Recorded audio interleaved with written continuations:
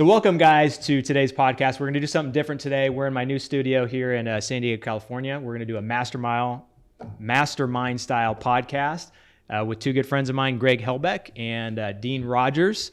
So we're going to talk about some really good stuff. We're going to share what we're doing in our businesses. The thing I love about Greg and Dean is their businesses are kind of similar to mine in the fact that they have a really good team that runs their operation, and they do some stuff to educate and help other people with the real estate investing business. So we're going to dive right in. What's up, dudes? Do it. What's going on? I love the live shows, man. Yeah, buddy. I got your text on like Tuesday. I'm like, hell yeah, I'll be there. Dude, this is awesome, man. This is awesome. So introduce yourselves. I'll introduce myself here in a minute, but Greg, I mean, a lot of people probably know who you are, but do a quick intro, man. So I'm Greg. I live in San Diego, and my business, I got started in real estate in 2015, but really didn't start moving and grooving until like 2017, 2018. It took a while to ramp it up. So I live out here in San Diego. My business is based out of the New York City area.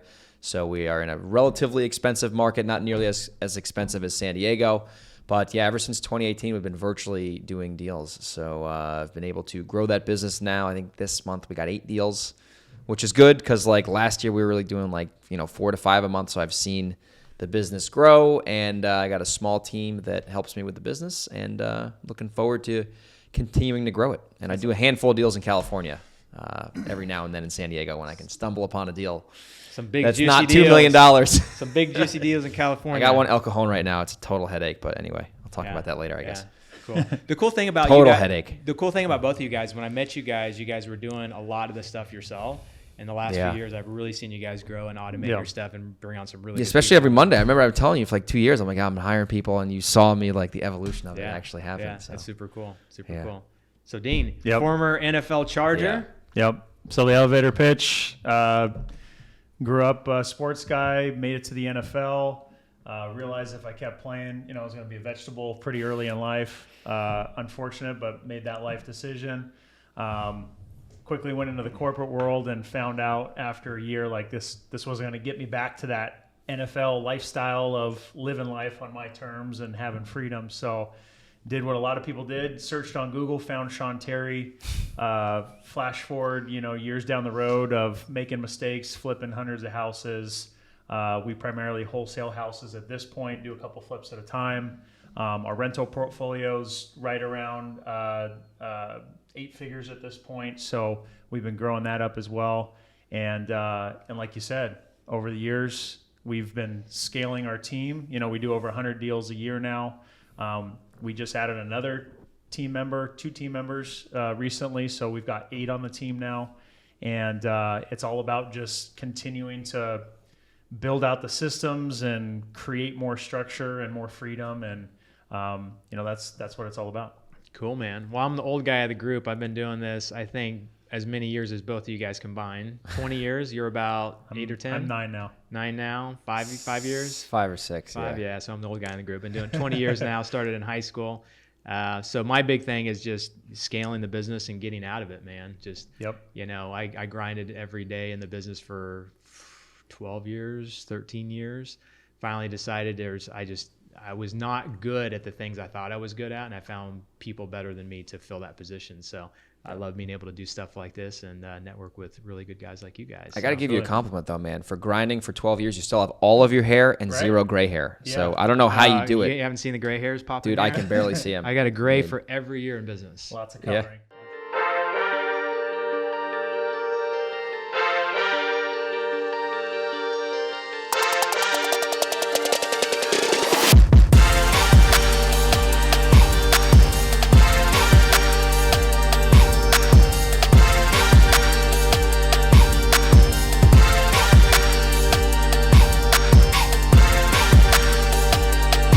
Well, let's jump into some good stuff. So we're all doing some pretty cool things.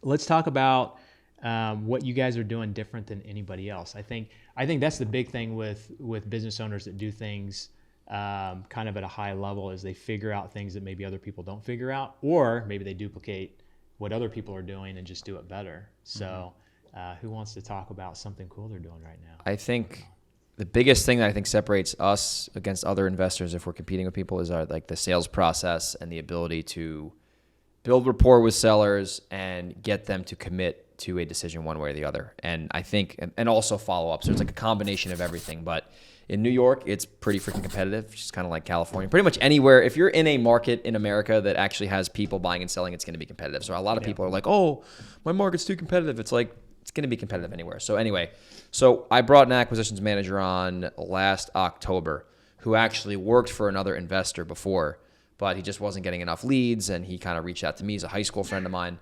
And I was like, yeah, I mean, I think we could talk about maybe working together. And I like thought about it. And anyway, so he already knew the real estate game before he came on board with me. So he had a lot of experience with talking to sellers. He's bought houses over the phone in Florida. So when he got onboarded with me, you know, I was sitting in that seat. So I was, you know, I've been talking to sellers since 2015, 2016. So I didn't really have to teach him that big of a like I didn't have to show him a different sales process because he already kind of knew how the game worked. He had some sales training. But I think what we do with sellers is, number one, we really disqualify people hard who are not a fit. And I see a lot of new investors, they waste their time with sellers who are never going to sell to them because they don't get enough leads. So if you have an abundant amount of leads, 10, 20, 30, 40, 50 leads a week, you're not going to be desperate when you're on the phone with sellers. So number one, I fill his pipeline up with a lot of leads. And number two, I tell him sales is a disqualification process. The quicker you can disqualify someone who's truly not a fit, the quicker you're going to be able to get on the phone with someone who is a fit, and you can spend 80% of your time with that 20% of your customer base, right? Instead of trying to make offers for everyone that aren't going to be a fit. So he's really good at disqualifying people who are never going to sell to us at a discount. And then he's really good at taking the 20% of the sellers who are actually going to sell to us and really spending time with them to solve their true problem, right? And get them to tell the truth. And sometimes the truth is I'm going to get a couple offers and I'm going to have to shop this around. And when that happens, for example, Brett's really good at building the rapport and the relationship to where if the seller for some reason is going to get a few offers, he'll get a commitment from them for us to have the last look, whether we want to beat the offer or match the offer. So like that gives us an advantage against other people in our market is number one, we disqualify the tire kickers quick so we don't waste our energy. And number two, when we have a real, they would call it a contender instead of a pretender, he's really good at finding out their hot buttons, getting them to the truth. Because a lot of the times, like sellers, what do they say? Buyers are liars and sellers are worse. He's really good at just getting those sellers to, confess their sins, I guess, and tell him really what's going on so he can develop a solution to their problem. And a lot of the times it's not about the money. Because if it's about the money, they're going to list the house on the market. And he tells them, hey, why don't you list your house? Oh, I don't want to do that. I can't have people coming through my house. And then we're eliminating that option usually.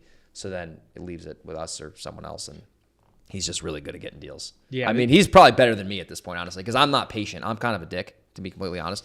He's really patient and slow, and he's really good at like nurturing them. And I'm like good at it, but like I'm just very like I just want to get the deal. Like I don't want to spend 2 hours on the phone with someone. It's just drives me crazy. Oh, I hear you, man. It's just for me. It's like, oh my gosh.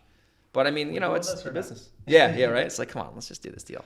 That's the New Yorker in you. We're not patient guys. We're just all angry and tired. I think it's just business. Well, definitely New Yorkers, but business owners in general. It's like, man, we want the deal. Just come on. Because there's so many other things going on. It's like we got all these other things we got to do. It's like spending 2 hours with a seller. Like, I don't think so. Yeah.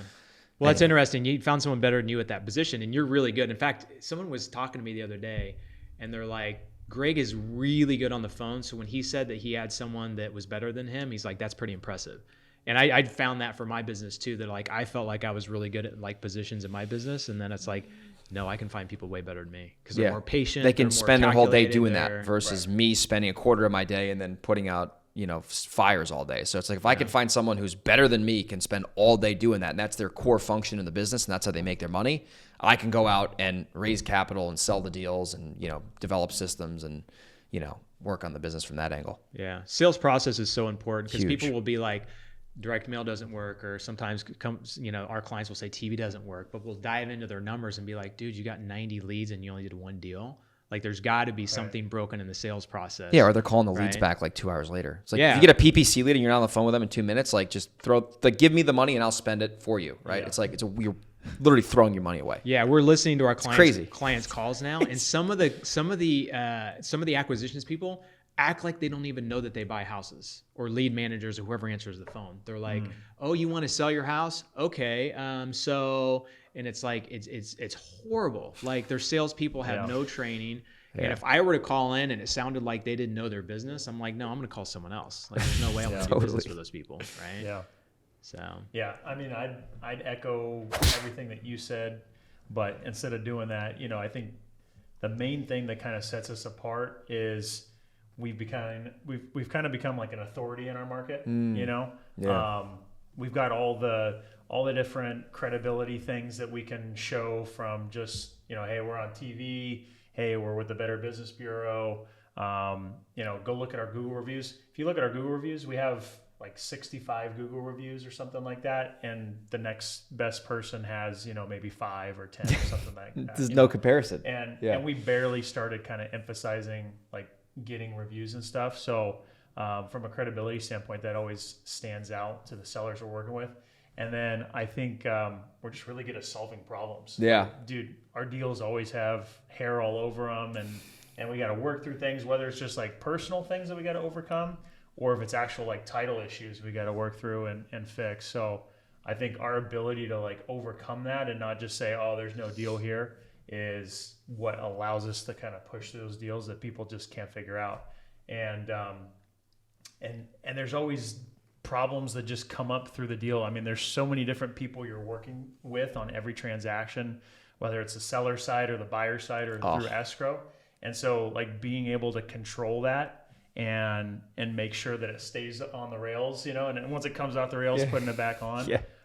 We come across that all the time. So I think that's what we've been able to show our competency to not only ourselves and sellers, but now we've created a whole new marketplace.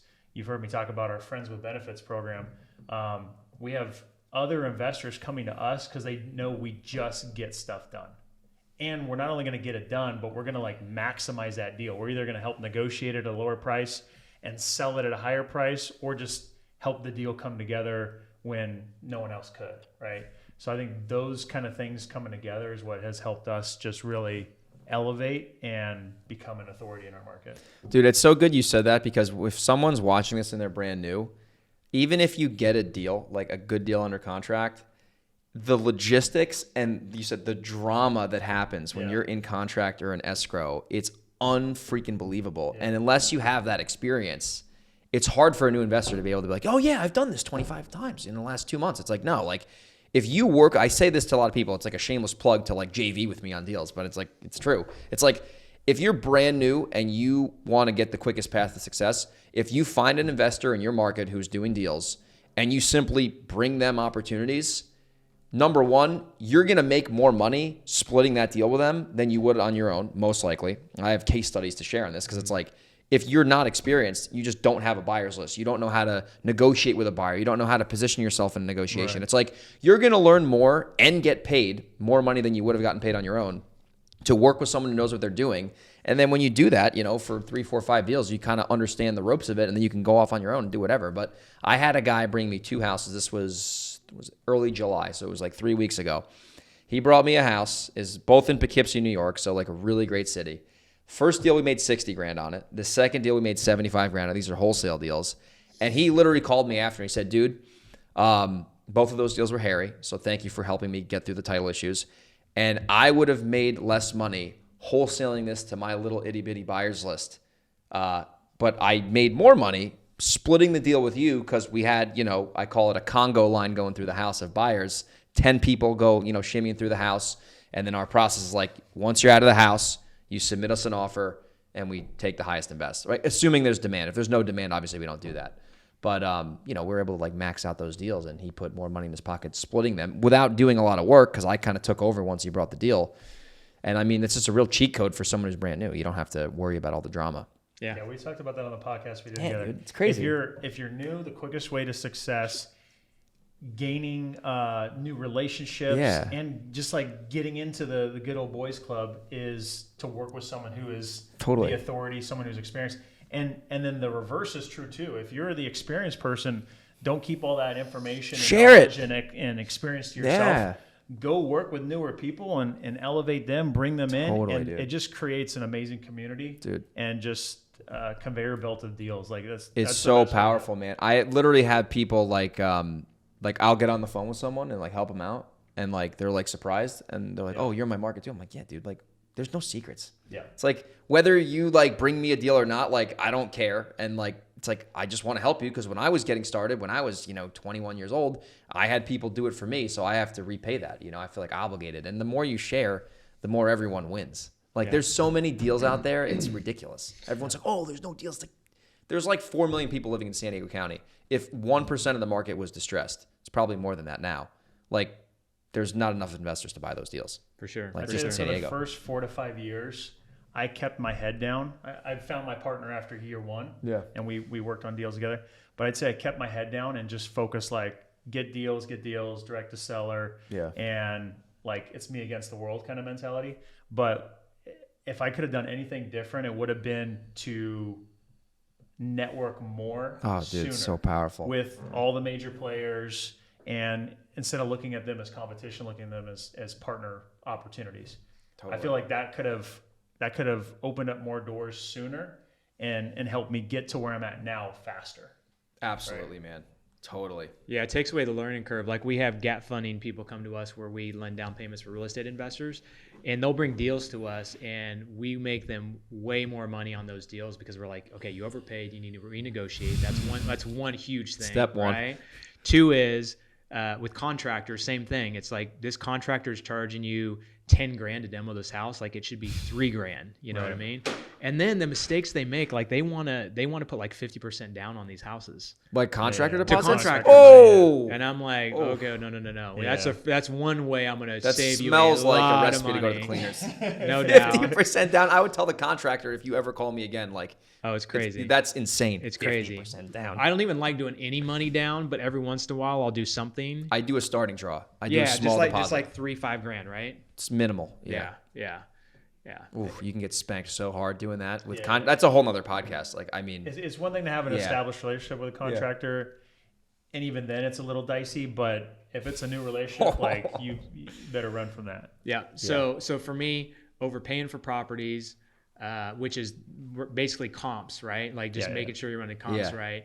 Because newer people get a little too optimistic. Totally, and they Especially do it wholesalers. to do the deal, right? Yeah. Yeah. Like, Yeah. oh, I think I can stretch this to 650, and I can make this Yeah, a yeah, deal. it's because of the lack of leads, though, because they don't have as many at bats to Yeah. swing at. So they're trying to make the most of what they Totally. got. So they're like trying to turn a And turkey. we've all been Yeah. there, right? We've Oh, all yeah. tried It to happens. squeeze deals. Oh, yeah, right? for sure, man. Yeah, and then underestimating repairs. It's like, oh no, this is not going to take $20,000. This is going to be a $50,000 rehab, right? Yeah.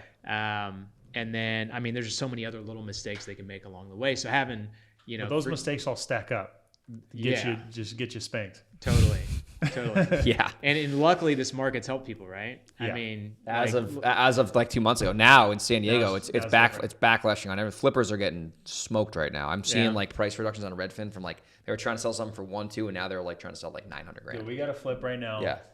It appraised for 320, which was like 20K shy because catch this. So here's a little story. So the appraiser called out it needs a new roof to get to the value that we were going for, 339. Got it. But he said once we fix it, he's not going to adjust his appraisal. Okay, didn't make any sense. But the appraisal, he was Appraisers you are know, some of the stupidest people. dude, Sometimes we're having unbelievable. a rough time right now. So he wouldn't correct this. So the buyer's agent who had a buyer willing to pay the 339, really wanted it at that price, was like, no, we're not going to do another appraisal.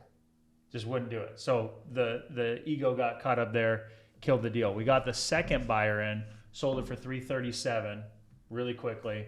The appraisal came in lower at 315 with a replaced roof. oh my gosh. So appraisers, and I've been told by big, massive national refinance companies, like appraisers are right now coming in low. Like Yeah. just hammering down. the main gal I talked to, she's like, there's a experienced guy just like you that I work with out of fill in the blank. I can't remember where it was. He has a property. It should appraise for this. The appraiser came in $100,000 Oh. below, and he sold it $100,000 above, like cash or something like that. So like appraisers are out which is after gonna deal right now. screw the market because then it's gonna bring the comps down. Yep. Yeah. Buyers are willing to pay that Yeah. the amounts, But they then- can't deal with the appraisal. Yeah, I just had the this happen on a rental. I'm refined. The appraisal came. He was like yelling. He's like a New York jerk on. He was like yelling at me. He's like, "Don't ever call me again to justify this appraisal." I'm like, "Yo, idiot! Number one, I through that paid right you." now. Yeah, he's bitching at me. 5 refinances right now. Yeah, and I'm like, how could you say this is worth 165 when there's not a single unit that's sold for under 200? And he's like, I don't need to explain myself. I'm like, yes, you do. I paid you $650, you knucklehead. Like, what's going on? And this is how the New Yorkers, we just start clashing at each other. Anyway, there's nothing I could do about it. So the banker was like, well, you're going to have to leave more money in the deal. And I'm like, I guess I have to, but don't ever hire that idiot again. Because he was like nasty to me. But it's like, but what's interesting, ridiculous. there was about a 6-month period where appraisals were coming way higher. Yeah. Did you guys get that too? Yeah. that happened actually in Bonita. I had one that I thought I was here. going to price for 200. We were refinancing it. It came out at 275. Wow. And granted, there's comps, but it's Wow. like they're a little bit further over and they're not on Yeah. the main street like ours. But we're like, okay, we'll take the 275. The main thing that I realized is and this even with hard money loans, when you get hard money loans, usually they make you get an appraisal or like a drive-by at least. The main thing these guys are looking at or girls are looking at is the contract price, whether you're buying it or whether you're selling it. So I actually had a flip in Bonita, California. This was 2 months ago before the market got squirrely. So the timing was good there. But we put it on the market for $350 and we went in contract for $382.5, which was unexpected, but great. And I'm like, this is going to be an appraisal problem. There's no way this thing is going to sell for $382.5 is what we signed a contract for. Because the comp before that, before I put mine on the market that was renovated, was $330. So I was like, $350 is a little optimistic.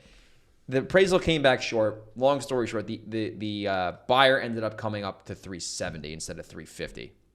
Because I had to basically take a little bit less because I knew it was such an and optimistic. they had to bring more money to the table. Yeah. So and then the one guy waived his commission, but like on the market for $350, in contract for $382.5. I knew the appraisal was going to be a problem.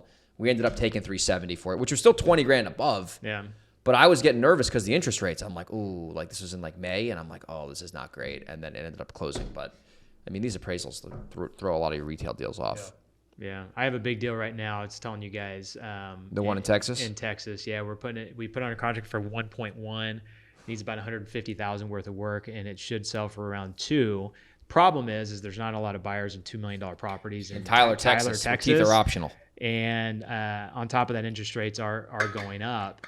And so it's like, okay, even if we sold it at one, like, Is that property come with land or? It's 2 acres of land, custom built, 9,000 square foot house. Buying a house like that, they might be paying cash. You know, that is true. Maybe There like oil are, money there or are a something. couple comps that were cash, so that would be good. But here's the thing: $2 million, we're making $500,000. I mean, it looks like a sweet deal. But if it sits on the market for 9 months and only sells for 1.7, Yeah, I mean, a couple $100,000 is nothing to balk at, but it's like, man, it's a lot of risk. That's a lot of capital. Yeah. Is this a newer built property or is it kind of like 14 years? So it's So still it's new. It's It's a in new good house. shape. It just needs like some new counters, some new like painting it to have a little bit more of a house was built in 18. newer color scheme. 1890, 1920. I'm like, it's 14 years old. It's like brand new construction. for me. Yeah, right. I know. Yeah. but Most of them, like, 1920. But it's like the 2008 color scheme. It's like more browns and Yeah. stuff like that, which I think is okay in Texas. California may or may not no be able way. to get away with that. But yeah, it just seems like a little bit more of a risky Try to deal, novate so. that thing, bro. Yeah, I just like I said, I don't think Nation. the seller's going to go for it. I don't think the seller's going to go for it. Tell us about your Novation deal. You were talking about Well, that. it's going south right now, so I'll tell you how it's going south. So anyway. So Novation, first of all, explain that It's a little bit. basically the best way to explain it, and there's people who know a lot more about it than I do, but I'll just do my best. So basically it's usually when you're negotiating with a seller off market, the one thing that gets in the way most of the time is the price, right? It's like they like you, they want to sell to you, they're happy about your company and all you can do to help, but the price is the problem. Like they just can't sell it for the low offer. But a lot of times what I realized is that if the seller has a reasonable asking price, maybe it's not low enough to do a wholesale deal on, but it's low enough to where there's a spread between what they're like, really it's called their need price, not their want price. If there's a spread between their need price and what the as-is value of the property is, not the ARV, like the current condition. Usually these properties are dated, but they're not like total junkers. Yeah, like they could get a mortgage. Like you got to be able to get like an FHA mortgage basically. But anyway, so you agree to the seller that you're going to go in contract to buy their property for a specific price, their need price, and you're going to provide all the benefits of a cash offer, which is as is. They don't have to pay commissions. They don't have to make repairs, etc. But the only caveat is that they have to wait basically 60 to 90 days for you to ultimately resell that to a retail buyer.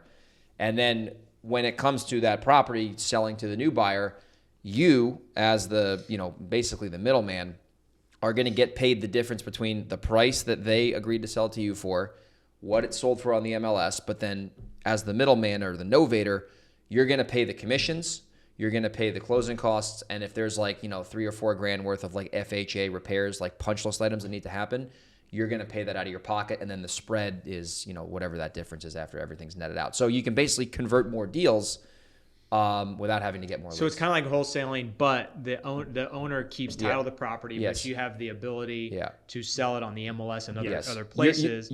And then the seller's the one that's closing on it Correct. with title. You're not. So what ends up assigning happening logistically is that you sign a contract with the seller that says I'm buying it for X and you're selling it for Y. And then in the contract, there's an addendum that says I can novate this contract, which means basically replace this contract with another contract if I find a buyer. So what ends up happening is that the new buyer signs a contract with the original seller. And then because your original contract says that it can be novated, you actually get like exterminated from the transaction, and then your fee is the difference between whatever you agree upon. So In order to get your fee, you basically put a lien on the yeah, property. you do a notice of interest. Yes, you lien out the property. You can do a construction lien or whatever. But anyway, got this property in Connecticut. We the guy was just dead set on $275, which is like a reasonable price, but not a wholesale deal price. Right. So me and Brett were like, all right, if you want $275, like, can we put it on the MLS and sell it? And basically you'll get $275 at the end of the day. And then if we sell it for more, we'll keep the difference. And, because you're stuck on your price and you don't want to pay a realtor commission. He's like, that's fine. So we put it on the market for $350 and it was priced too high. And then we dropped it to $330. And then we got a buyer. We signed a contract with it at $330, which was a pretty good rip on innovation. Yeah. But then it's like any retail buyer that they got an inspection, and then there's all this mold, and the house is in Connecticut, so it's, old, and there's, anyway.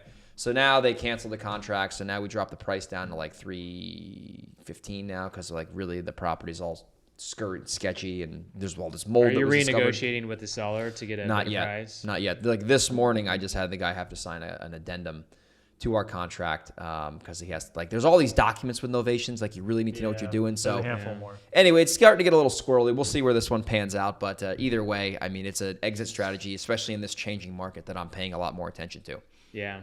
We may have to. I'm flying out there next week to look at that property in Texas. So I might have to pull the novation card and see if he's willing to do it. Yeah. He's willing to sell at that discounted price to 1.1. Like literally, like I said, we could probably That's close like 50 cents on the dollar. We could probably yeah. turn around and list it for 1.5, maybe even 1.7 without doing anything to it. I would do that. It's just probably. I hate doing construction, dude. Yeah, I think if we just did land, it's terrible. Maybe we just do landscaping and put it back on. I think that could be the solution. But if you're going to do that, I would rather just maybe pay the seller more money and just be able to novate it. Because a novation, it's basically a wholesale deal that's wholesale style. Yes. That's all it is. Without taking ownership. It's risk. All about the pitch. Yes. It's all pitch. Yeah. And so I've heard some good people pitch it where they'll basically say, here's the cash deal, right? And let's just assume, because the easiest way to pitch is if they just don't agree to it, right? Like the guy, I don't know what you were. Eric Brewer's the guy I learned from. Okay. He's the king. So there's a couple of different people I've heard pitch it now. But essentially it's like, hey man, this cash deal doesn't work. I wish it could, but if things change, just let me know. You're pretty much walking out the door. You're like, you know what? I just remembered, like there's another program I think you might qualify for. You might be interested in. I know where you're going here. And basically what it is we got our cash price here that you're not seemingly interested in. But if I was able to get you a little bit more closer to your price, I could open this up to kind of my third party list of buyers and list it to them. And we'll go through a little bit longer process, but you're still getting the same thing, right? Any other fees or anything, I'll go ahead and just take care of that, and all will be the same to you. So instead of the $250 price you might have offered them on that deal in Connecticut, it's now $275. Right here, I can make that work. Net to him. Yeah. Right. Yeah. And at the end of the day, like you're just listing it on the MLS, and that's exposing it to infinitely more buyers than your couple hundred or thousand buyers you might have on your list, and you're not having to take the risk of buying it and seeing what the market says. You're testing out the market without any risk to you. So I think that's the biggest benefit. It's amazing. It all comes down to the pitch and setting the right expectations. If you don't do those both right, there's going to be confusion on the pitch. And if the expectations weren't set right, the seller's going to get pissed off when you're working through this and now you're making money, right? Because the closing statement's going to show what you're getting, and in some cases you might need to justify that. So just to flash forward to that scenario, the way I've heard it pitched, because we got a couple Novation opportunities we're working through right now, but haven't inked the paper, is you basically put it on the closing statement as marketing, basically like marketing fees, right? And there's a couple other things you can put on there to call it out, but you're paying for the realtor commissions on the seller and buyer side. So that comes out of that in his line item. But your fee is basically like your marketing costs and stuff like that. Now, if the seller balks at it and has a problem, you could say, hey, man, we're not really making a lot of money on this. We're paying this, we're paying this, we're paying that, right?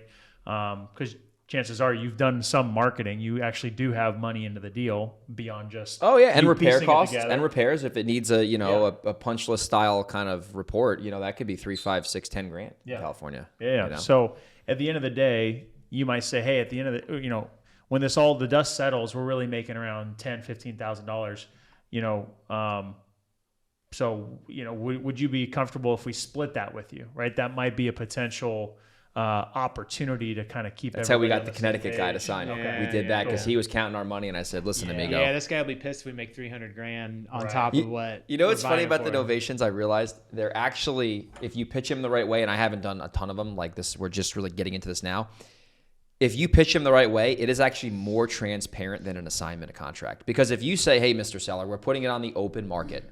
Mr. Seller, we're going to have buyers coming here. Mr. Seller, we're going to make the difference between what we agreed at the 400 and whatever we can sell it for on the open market." So when your neighbors see that it's on Zillow, I just want to set the right expectations with you because it will be on the open market advertised to the public. Sometimes with wholesales, I mean, I'm pretty upfront about them, but new investors are, I got to take my partner through. And then the partner, is the contractor, and then he's at the settlement thing writing the check. Well, your partner is a contractor. And then, wait a minute, he's a jack of all trades. So it's actually more transparent, if you think about it, like my partner. Anyway, but I feel like a Novation, if you pitch it the right, a lot of partners. And he's writing the check, and he's got the truck out. Do a lot of stuff. Yeah. So Novations, pretty sweet deal, right? I mean, if you do it right, and I think the biggest thing with not only just Novations, but like negotiating anything is just kind of how you word it, right? Yeah.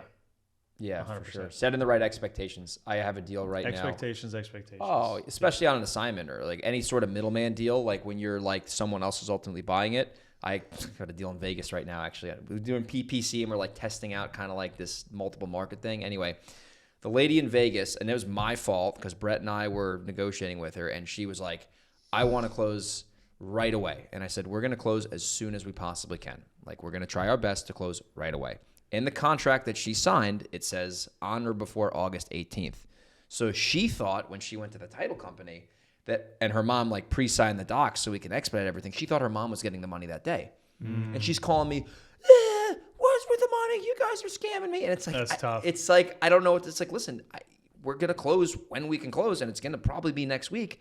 And she had the wrong expectations, and now the deal's getting squirrely, right? So right. Whenever I have a seller that's going down that rabbit hole, I try to. Sometimes you can't anticipate it. Yeah. It just unravels all on its own. Yeah. But anytime you get some sort of sense that they're that kind of person, you've got to squash all those expectations and objections that are going to come. Oh yeah. Obviously, without the experience having gone through it, you might not know what those expectations are, or the objections you're going to get. But you got to get out ahead of that kind of stuff, because if not, they're going to be losing it. They go crazy, dude. They go, and then it's like all over the phone. It's like, now she's like, I won't get on the phone with you. I'm only texting. I said, okay, we can text, but like, you're going to be sitting here for like a week. And by the way, the contract says on or before the 18th. You should have read that. Anyway, I digress. Do you guys force contracts? So if she backed out of that, would you put it's already recorded. Yeah. Yeah, it's recorded. Well, wait, that's Vegas. This is in Las Vegas, Nevada. Okay. So do you No, we're in contract. What do you mean recorded? Like recorded, like we record the memorandum of contract. Ah, okay. You do that on every contract? New York, it's impossible. In New York, it's impossible to get screwed from a seller, because once you're in contract with a lawyer, you can sue them for specific performance, Oh, boy. which is the purchase price. Right. So if a seller, I've had this happen actually. The seller said, Greg, you're an idiot. I'm not selling you this house for 160. That's insane. And I said, John, please talk to your attorney. Just talk to your attorney. Because you already had it under contract. Yeah. And his attorney was like, if you don't sell to Greg, he's going to sue you for $160,000. And every attorney in New York knows that. So you can't get screwed in New York. That's the one benefit to that state. Right. It's wild. You can't get screwed out of a contract. And you can't get snaked either because it's Yeah, we've gone back and forth on some of those deals where we know that they lied to us and they went and sold it to somebody else. You know. Yeah. So we have two things. We have the memorandum. Yeah, because you guys do a lot of stuff in Cali. How do you guys deal with that? Like, So thankfully, it's not something we run up against too much. yeah. And I'd like to say it's because we do a good job of setting expectations and building the trust and rapport. Yeah. But sellers get squirrely. Oh, now, yeah. you got to kind of like pick and choose which battle you want to go into. Because there's some deals where it's like, this deal is a juicy $30,000, $40,000 deal. It's like, there's no way I'm going to let them get out of it. So I'm going to file a memorandum or do a list pendens. That's like the ultimate, like they've been served an actual notice. Right. And You can do a list pendens in California? Yeah. Oh, so yeah, you're good. Then you can't, they're screwed. There's more time and effort that goes into that. But there's some deals that are hairy where it's like, well, technically we still need another signature from this other party, or it's like a probate deal. The person signing is not really the seller yet. Like, so there's some deals where it gets squirrely, but we found the memorandums are kind of like a Band-Aid that help. Right. But we found that in our area, there's a couple counties that are fine. Like we can fill out the paperwork, get it notarized, get it recorded. And then our biggest county actually requires the seller to sign it, which there's no way if the seller is going sideways is going to sign it. So you'd have to preemptively Sign it up get front. it signed up front. If you had any sort of inclination, like this deal might go south, this person's squirrely, you know? You have them sign the memorandum when they're in the good mood.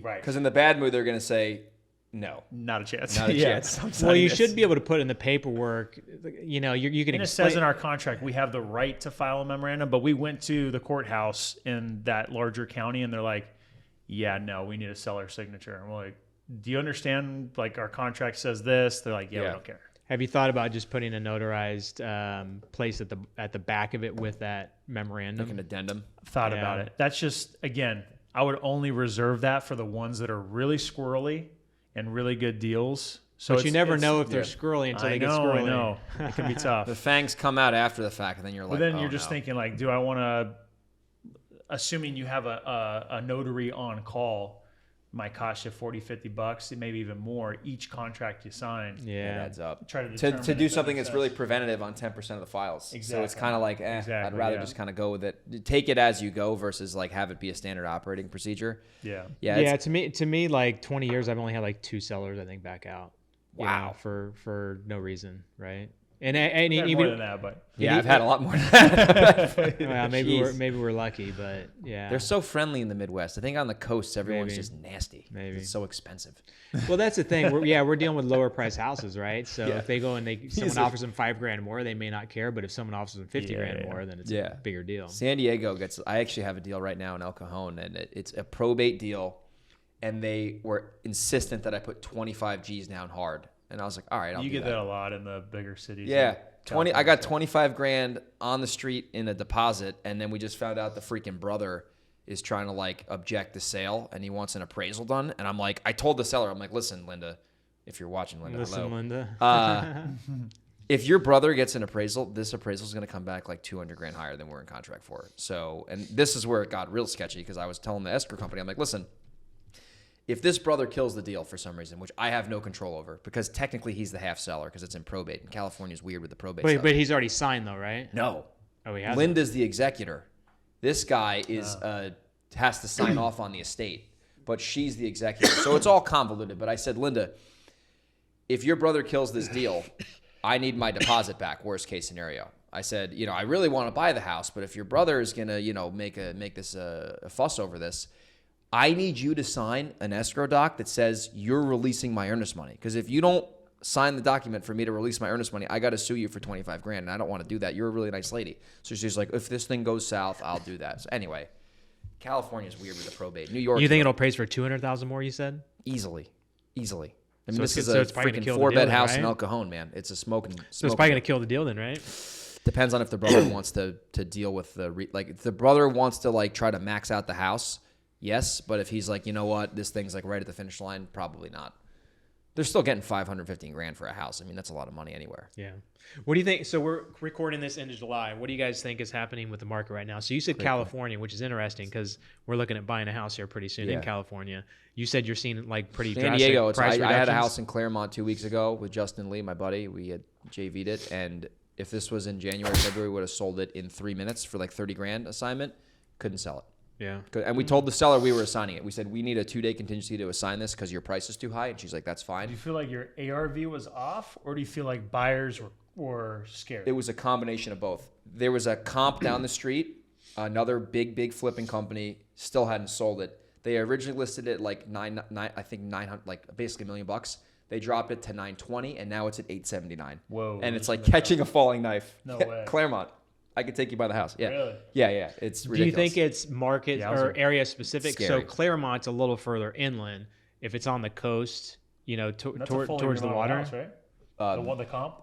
It's a half remodel house. Like it was like a wholesale deal, but they did the outside really nice. Okay. And it's clean inside, but it's not like gutted with like quartz. Yeah. But so to answer your question, I think like the problem in San Diego, from what I saw, was that like actually my buddy bought another house in Claremont in the last winter. He was trying to sell the property for $1 million. He sold it for 1.3 in Claremont, which makes no sense whatsoever. Right, so he made out like a bandit on that. So I so a lot of these areas in San Diego, yeah, it's a regular neighborhood. They just went to here. They need to come back. Yeah, like they got to get normal again. But I've just seen the ARVs just drop a little bit. But a lot of buyers are just like, I don't know where the bottom's going to be at, so I don't want to buy houses. Like there's big flippers locally here that have either paused buying or they really got conservative with their numbers. Like people used to just like jump over There's properties. still such low inventory though. There is. Yeah. That's the thing is it depends on what the rhetoric is and then what people believe from it. So if people are saying, and this is true, like in my market, inventory's doubled over the past month to 2 months. Yeah, I keep hearing that. But it was so low, like double-digit numbers. We're talking like, there were 60 properties listed or something like that in a certain county, like so low. That's crazy. So for it to go to 120 in that example, it's like, oh my God, it's doubled. So everybody's freaking out, but there's 120 properties for sale, right? So it's like that are going to get snatched. The bar up was anyway, still right? low to be like the bar was ultra low. Now it's just kind of low. Yeah. So it's still going to be good. It's still below a normal market. Okay, but Inventory below. Inventory is below a normal market. But what's causing the challenges with interest rates going up, obviously the spending power lowers. With that said, Derek Evans, who's a guy here local to San Diego who I watch a lot, he just posted for the second time in the past week, like the Fed rate went up, but actual mortgage interest rates went down. I saw that. You saw that Yeah, too? I saw that news. So the Fed rate and mortgage rates are two different things. They're somewhat related because they they're important to one another, but at the same time, like if the Fed rate goes up, which is the major headliner, that doesn't mean mortgage rates are going up, right? They can be opposites. So I think it'll be interesting to see what happens with the mortgage rates because that's ultimately what's going to determine the buying power. The inventory is of course going to then determine what kind of market it's in, buyers or sellers. It's definitely shifting to a buyer's market. Yeah. Compared to what it has been, it's been a hyper seller market. What I've seen is similar to you is our sweet spot in Central California where we do our investing is a house that's $300,000 like ARV retail price and less is really the sweet spot. And if you can get lower than that, it's even sweeter and even higher demand. Yeah. If you're getting above it, you can still sell a deal, but you can't be aggressive on your pricing. Yeah, because what happens is the people that could afford this can only afford this. Exactly. And people can move down, but you can't move up. So the higher price and the higher price just point's like also a second home too, right? Like their second home that they bought. Possibly. Usually. And hopefully they would have enough money to still pay for some of those second homes so that could still keep the demand up. And not the second home that they own, like they own two homes, but I mean like they've Vacation already bought home? their starter home. Now they're upgrading I see what you're saying. to their second, I have more money home. Right. But if they have more money but can't necessarily afford to sell their house and move to that bigger house, they're going to wait. Yeah. And that's the other thing with interest rates going up. A lot of people are going to not sell their house and move, right? Yeah. Because they're going to have to pay 6% to get a Go house. from what Yeah, it doesn't make any sense. 2.9% to 5.9%. Exactly. And the big thing from guys like Derek Evan that I really appreciate that kind of like insight is the people who have that low interest rate now and won't dare to pay a higher one also probably have a lot of equity in their house if they bought it any time within the past couple of years. If they bought it in the past month, okay, maybe they bought it high compared to where the market is at and potentially going and cooling off. But if they bought it any time within the past couple of years, they have equity into it. So they're probably not going to capture that equity and sell it and go for a higher interest rate and a higher price. And a higher price. So they're probably not going to sell it. Therefore, there's probably not going to be a flood of inventory. So our market should, even though it's in a weird spot, it should be stable in the sense that it's not like the sky's going to fall, the market's going to dump.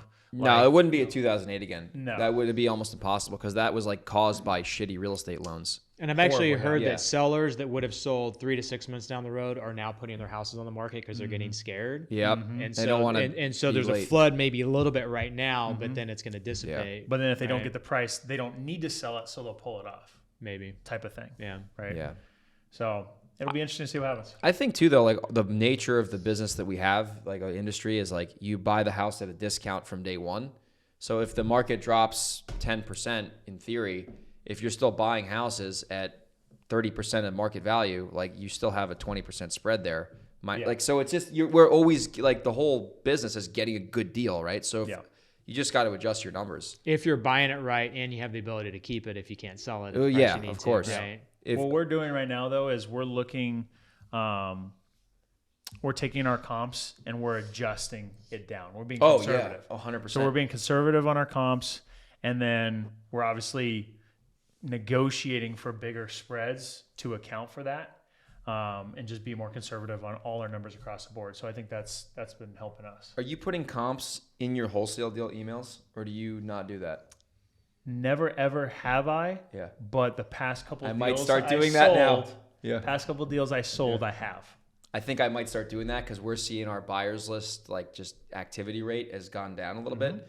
So, because I used to be like, here's the address, here are all the facts. Yeah. And then if you want to do the deal, let's do the deal. And but because they used to like, well, no, that they would argue with me, and I'm like, I don't want to argue with you. Like, let's just like decide if you want to buy it or not. But I think now with the fact that it's a little harder to sell a wholesale deal. If you kind of package the deal together now and show some comps, it'll be easier to sell the products versus having to argue with people. Last couple we did that. But to your point, like a couple months ago and before, I pressed send and it's sold. It's gone. In 2 Where minutes. do I need to be at? Yeah. 2 minutes. Yeah. It's crazy. Sight unseen.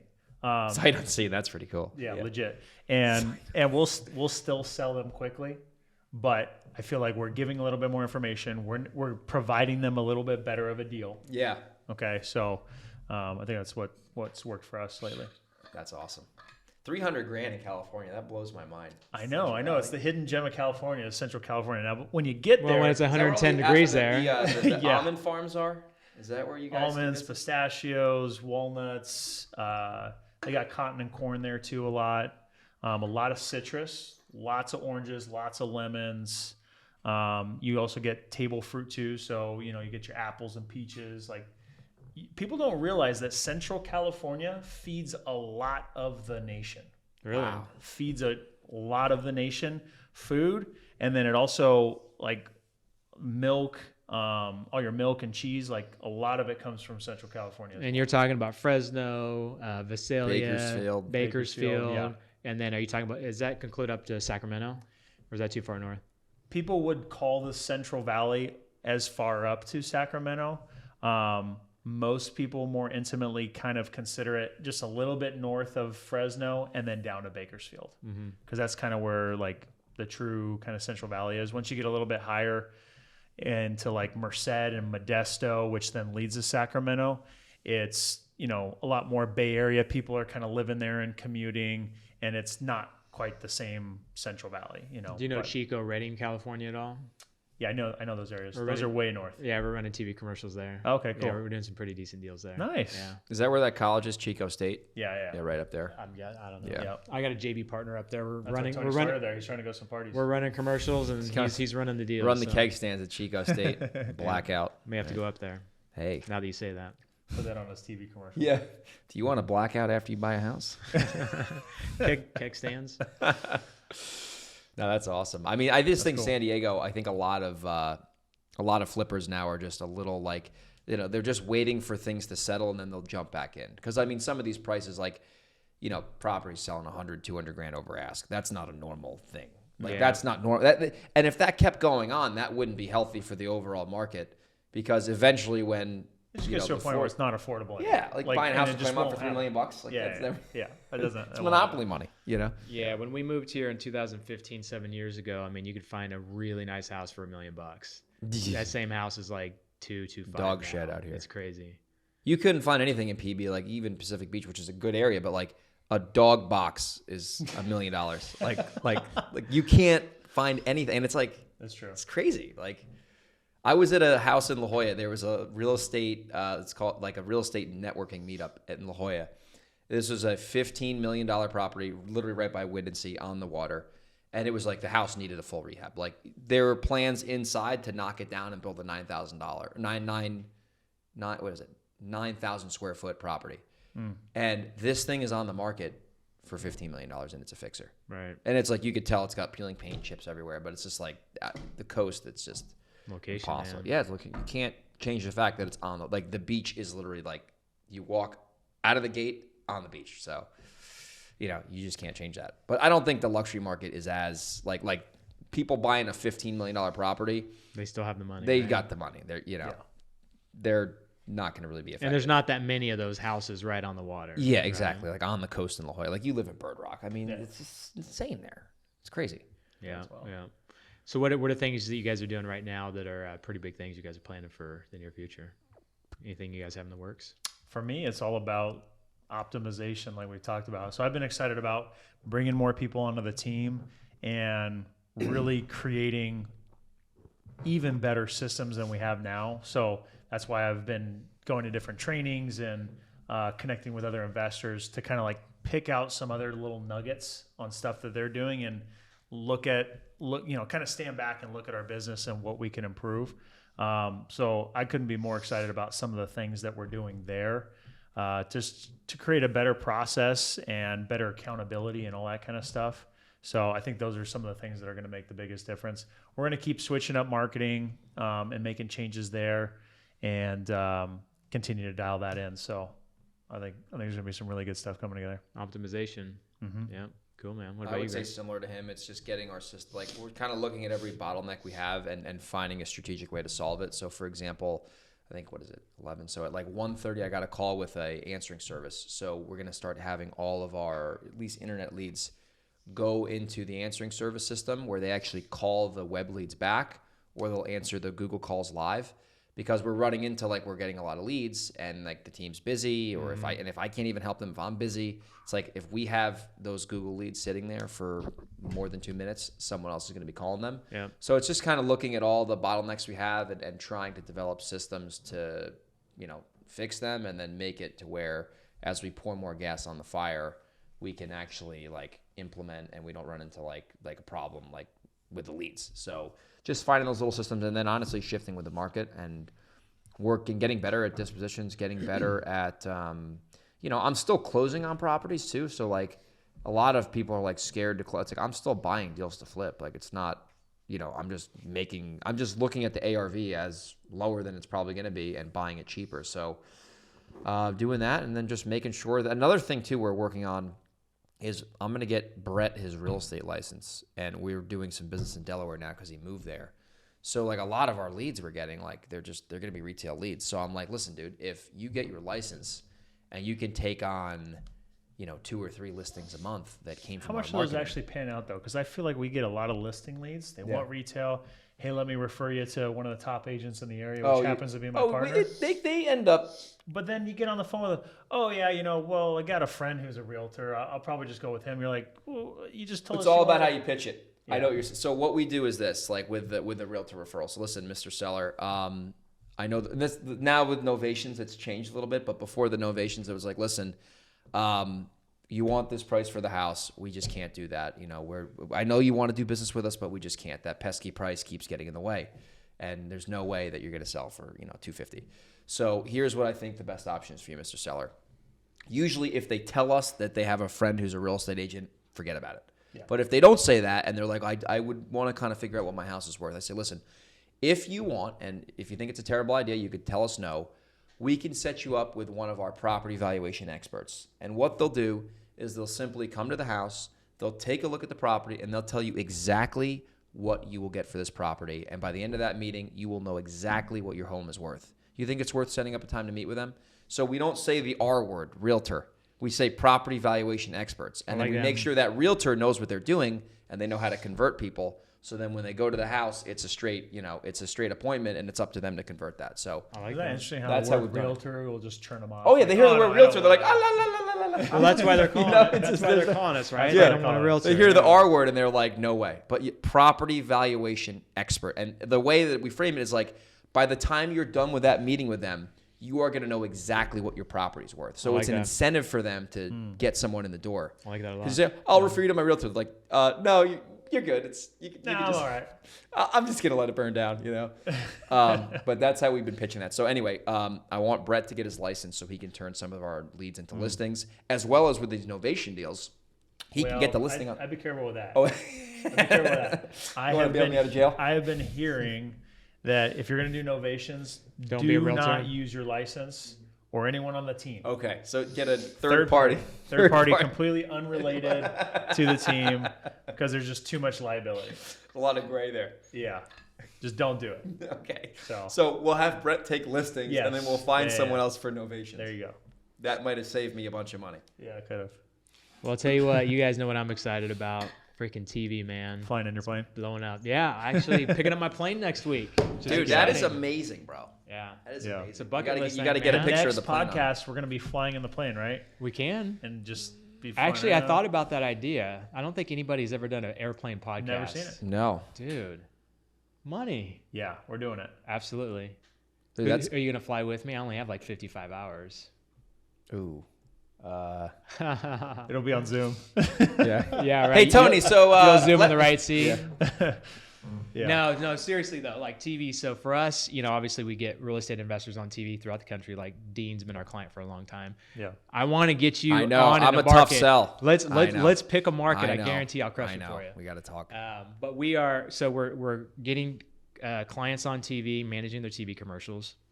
We're now JVing with other operators. We're splitting the ad spend and sharing the profits. We're funding the deals for them and stuff like that.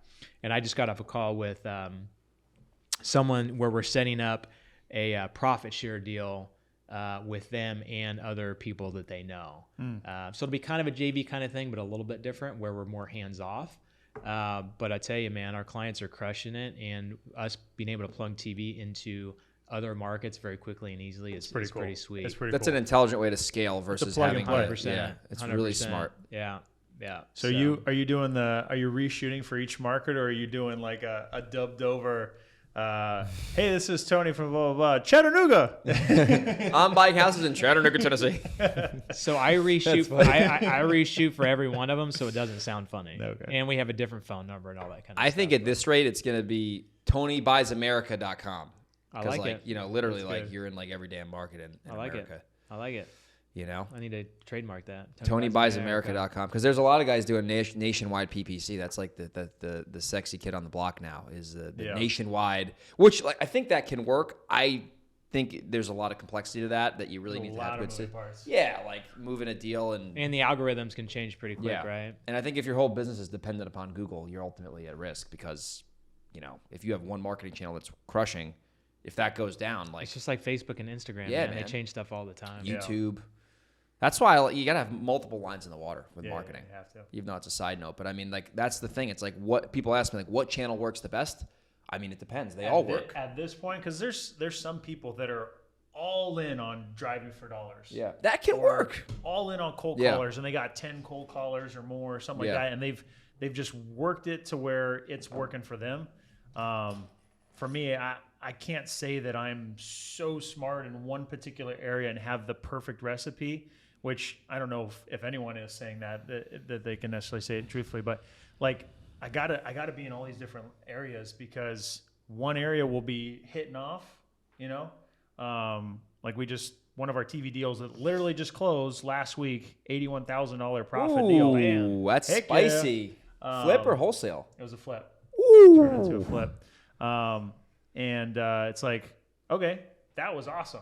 Yeah. But every marketing channel doesn't just necessarily hit every day, all week, getting a deal under contract every day. So you got to be in all these different areas.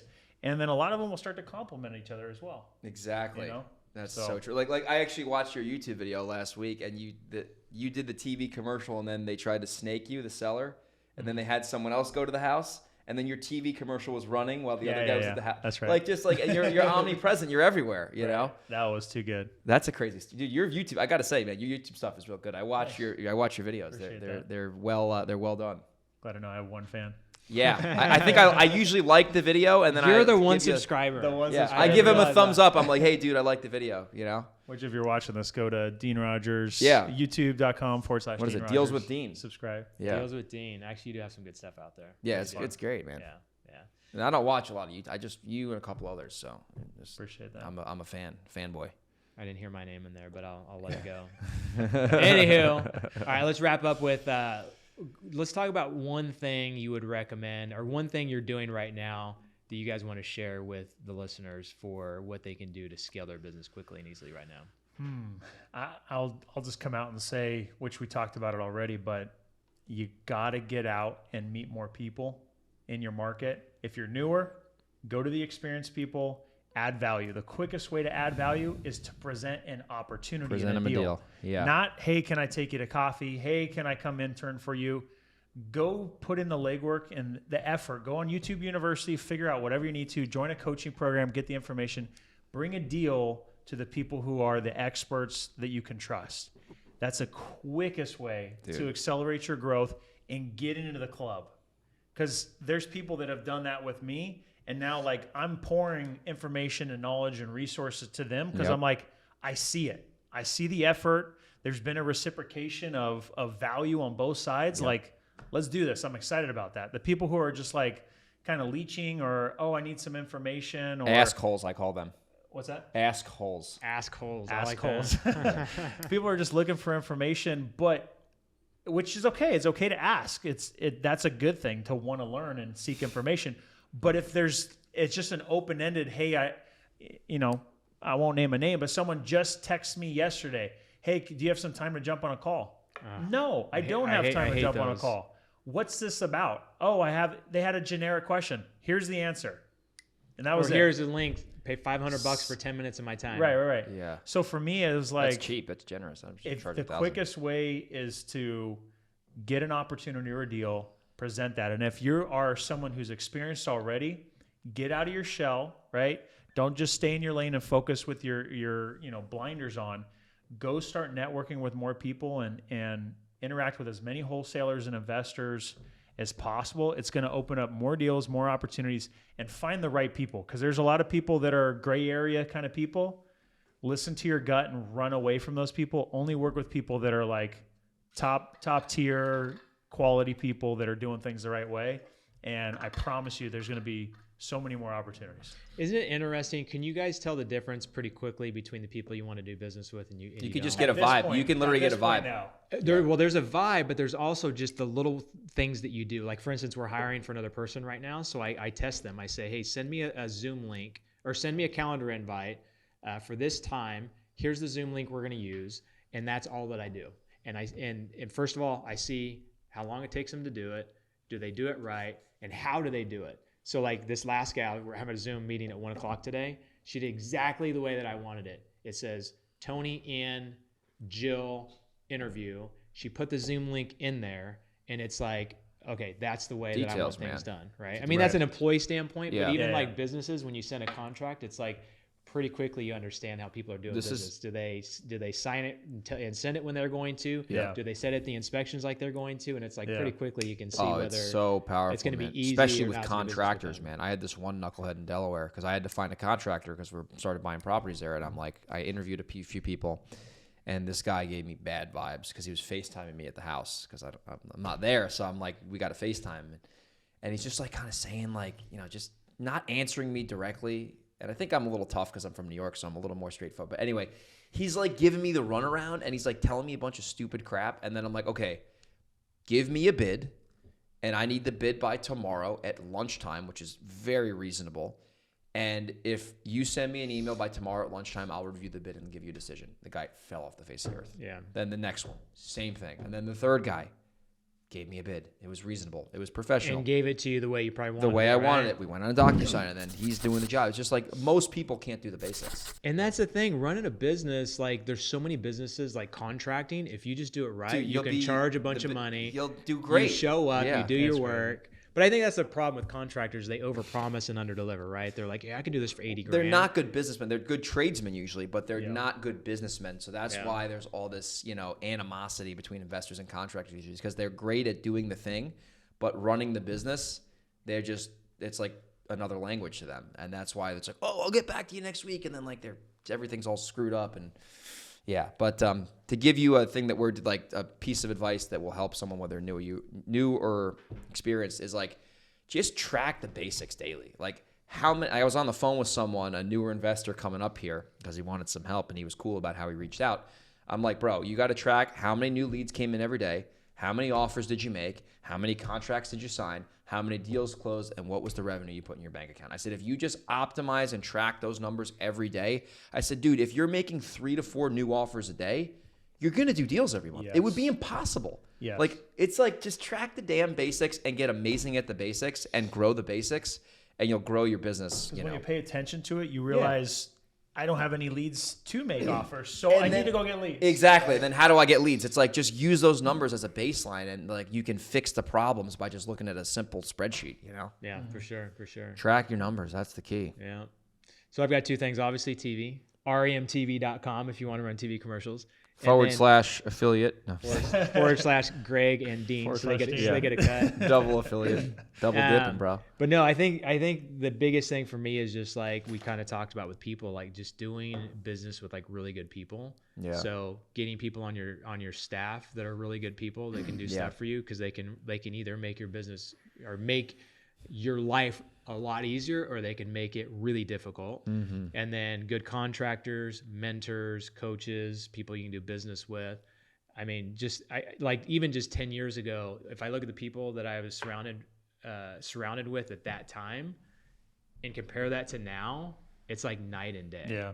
Unbelievable. Between employees and people like you that I hang out with, like the quality of people is just unbelievably different. Yeah. You're the average of the people, the 5 people you hang out with the most, right? Yeah. Well, I'm a testimony to that, because like just in the past couple of years that we've been spending time together, just some of the advice that you've given me has helped me in my business scale it, grow it, hire the right people, put the right people in the right seats at the right time. Like just some of those things. It goes back to what I was saying, like surround yourself with people that are doing things at a high level, and those things are going to rub off. Yeah. And most of that was just casual conversation. Casual. It's right? little Casual. nuggets here and there. They just kind of like stick, and then you implement it, and it's like, wow. Yeah. Yeah. So I'm responsible for Dean's success over the last 2 You years. can get a royalty on every single wholesale rip. I should. what it is. I should. Yeah. I need to do profit sharing for TV with this guy, man. He got a heck of he already bought up all he got the a heck media. of a deal getting into TV. Yeah. Hey, early adopters. Dude, that's a smart way to do it. You took the risk, man. I did. You get the reward. That's right. Amazing. Good stuff, man. We need to do this again. Yeah, I like the Absolutely. in-person podcast. This is a good time. Sweet, man. Just bigger memory cards. Bigger memory Yes. cards. We had to split the podcast By the way, up sick into 3 office. segments. Like this is This is incredible. Yeah, I like it, man. We just need to get something on the screen next time. Yeah. Well, good stuff, guys. Yeah. Thanks for having us. Absolutely. Yeah. Oh, is this still like I'm a little like are we? We're still I'm gonna put the microphone. We're still away. recording. Oh, we are. We are still recording. Oh, thank you. So for that, good night. We'll see you guys next time. All right, See you thanks. later. Bye Thanks, bye. guys.